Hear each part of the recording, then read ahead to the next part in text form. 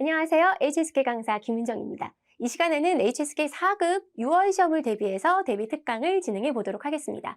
이번 시간은 쓰기 2부분을 할 거예요. 쓰기 2부분은 그림과 그 단어가 제시가 되는데 그걸 이용해서 문장을 만드는 영역입니다. 근데 아무래도 평상시에 단어를 외우실 때 단어 뜻 이렇게 외우시면 사실상은 작문을 좀 어렵게 느껴질 수가 있어요. 이 단어가 문장상에서 어떻게 쓰이는지를 알고 거기에 맞춰서 정확하게 문장을 구사할 수 있는지를 물어보는 영역이고 HSK 5급이랑 6급까지 확장이 되는 데에서 기초를 다져야 하는 영역이기 때문에 좀 각별히 신경을 써주셨으면 좋겠습니다. 본격적으로 강의 시작을 하면 오늘의 적중 문제 3문제를 풀어볼 거예요. 그래서 3문제를 통해서 이 풀이 순서가 어떻게 되고 이러한 절차를 사용해서 차근차근히 문제를 풀고 또 풀고 나면 이건 도대체 어떤 출제 의도를 가지고 낸 문제이며 이러한 문제는 어떠한 전략을 가지고 푸는지까지 확인하고 넘어가도록 하겠습니다. 자, 문제는 오늘 3문제를 풀어볼 거예요. 이제 그림과 그 단어가 같이 제시가 되어 있는데 내가 만약 단어 뜻을 모르겠어. 그러면 그림으로 좀 유추가 가능해요. 그래서 내가 대충 틀을 만들어 놓고 이 그림을 통해서 추측을 해서 쓸 수도 있다라는 거. 하지만 제일 중요한 건 단어 자체의 뜻과 쓰임이라는 거 아셨으면 좋겠습니다. 리엔시, 신칭, 칭송 이렇게 3단어를 가지고 오늘 문제를 풀어보도록 할게요. 자, 첫 번째 풀이 순서를 체크를 하셔야 돼요. 그러니까 왜냐면 다짜고짜 그냥 가는 것이 아니라 절차가 있어야 돼요. 그림이 있고 단어가 있을 때 내가 이 단어를 보고 뭘 연상시키고 무엇을 생각해서 어떻게 문장을 풀어나갈지에 대해서 절차에 맞춰서 한번 보도록 하겠습니다. 제시된 보기의 품사와 뜻을 살펴보는 거예요. 리엔시 하면 연락하다라는 동사예요. 동사라는 건 주어 옆에 쓰여서 누가 무엇을 하다라고 쓰인다는 거. 기억하시면 주어를 하나 정해놓고 얘만 동사만 옆에 딱 써놔도 사실 점수는 받을 수 있다라는 거. 하지만 오늘은 수업 시간이기 때문에 리엔시가 연락하다라는 동사구나 하고 알고 가시면 좋을 것 같아요. 자, 틀을 만들어야 돼요. 그럼 이제 리엔시가 대충 연락하다는 동사인 것 같아. 그럼 나만의 틀, 주어, 수어, 목적어. 그러니까 문장은 단어로만 이루어질 수 있는 게 아니라 자꾸 문장의 순서, 문장 성분 이렇게 이야기하는 것이 단어를 대중 없이 막 날리면 사실 무슨 뜻인지 모르잖아요. 문장이 길어질수록. 그러니까 정확하게 자기 위치를 찾아가야 된다는 말이죠. 누가 무엇을 하다. 근데 남자분이 핸드폰을 들고 있었기 때문에 탐은 남자 여자 다 상관은 없어요. 복수일 수도 있고. 자, 리엔시를 수로로 사용하면 되겠다. 제일 중요한 건 제시된 단어가 무슨 역할을 할지에 대해서 정해 놓으셔야 돼요. 내가 얘를 동사로 봤다면 주어 뒤에 동사를 써놓는다. 이걸 무조건 맞추셔야 된다는 거예요. 세 번째, 리엔시를 제가 굳이 이 시간에 고른 이유는 얘가 다른 동사랑은 다르게 직접적으로 목적어를 못 가져요. 그러니까 누구누구와 연락을 해야죠. 연락은 혼자 이루어지는 것이 아니라 고정 형식을 갖고 있는 동사란 말이에요. 그래서 누구누구와 A, B, 리엔시, A와 B가 연락을 하는 거죠. 연락은 나 단독으로 할 수 있는 게 아니라 상대가 있어야 하기 때문에. 그래서 흐어를 써야 한다는 거 기억하고 가셨으면 좋겠습니다.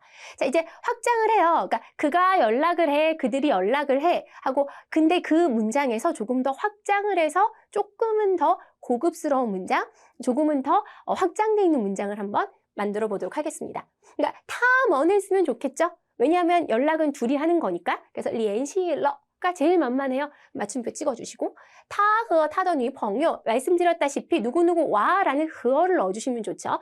위나 꺼는 고급 표현이에요. 그러니까 5급이나 6급에서 쓸 수 있기 때문에 얘도 흐어처럼 누구누구와 라는 뜻으로 쓰일 수 있다는 거 기억하고 가셨으면 좋겠고요.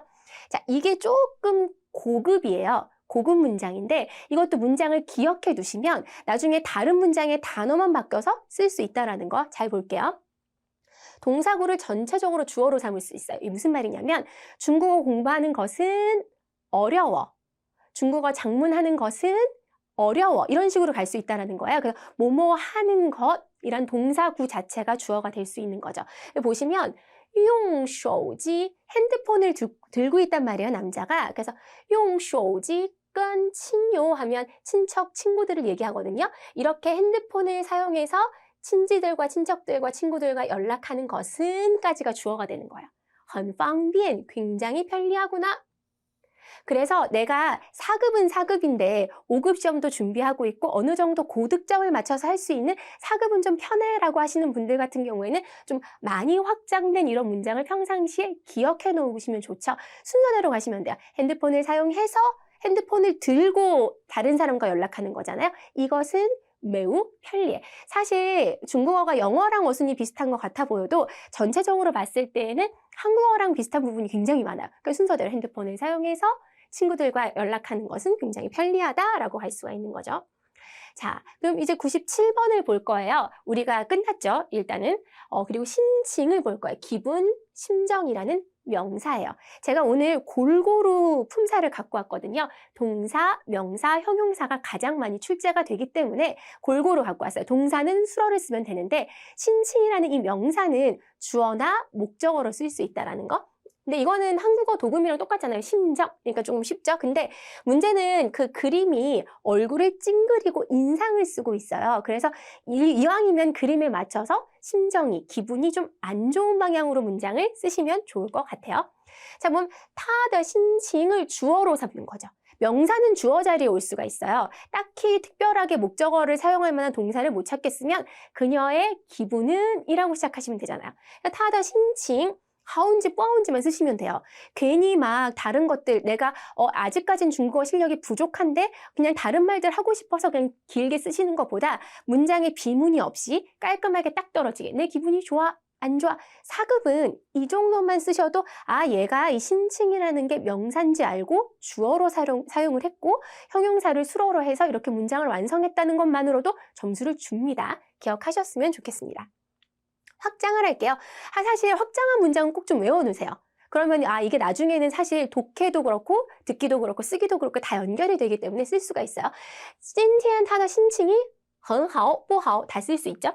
근데 이왕이면 가장 쉬운 건 앞에 시간을 넣는 거예요. 오늘, 어제, 내일 이거 하나 넣으면 또 점수가 좀 더 좋아질 수가 있으니까. 그 다음에 두 번째 방법은 的时候 있죠. 的时候를 쓰시는 것도 굉장히 좋아요. 뭐뭐 할 때, 내가 공부할 때, 밥 먹을 때, 뭐 잠잘 때 때를 써주시면 문장이 조금 더 확장이 될 수가 있는 거죠.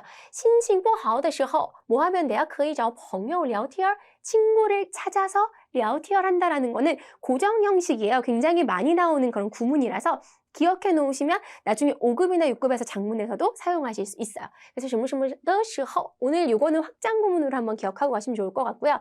기분이 안 좋았잖아요. 내가 조금은 더 좋은 문장을 쓰고 싶어. 너무 단순한 거 말고 하면 원인과 결과를 쓰시는 것도 좋은 방법이에요. 그러니까 일단 지금 그림상에서 여자가 기분이 안 좋아. 뭐 때문에 안 좋았을까? 예를 들어 뭐 남자친구랑 吵架, 뭐 말싸움을 했다. 이렇게 어려운 고급 표현을 쓰지 못하더라도 그냥 쉬운 표현들. 사실 오늘 뭐 선생님한테 꾸지람을 들었으니까 라는 이런 표현들도 다 좋고요. 아니면 오늘 날씨가 안 좋아서 기분이 안 좋아로 갈 수도 있는 거죠.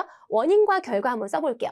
선생님이 나를 꾸지람을 하신 거예요. 피핑 하면 꾸지람하다, 비평하다죠. 그래서 老师가 피핑을 해서 他的现在心情很不好 하시면 돼요.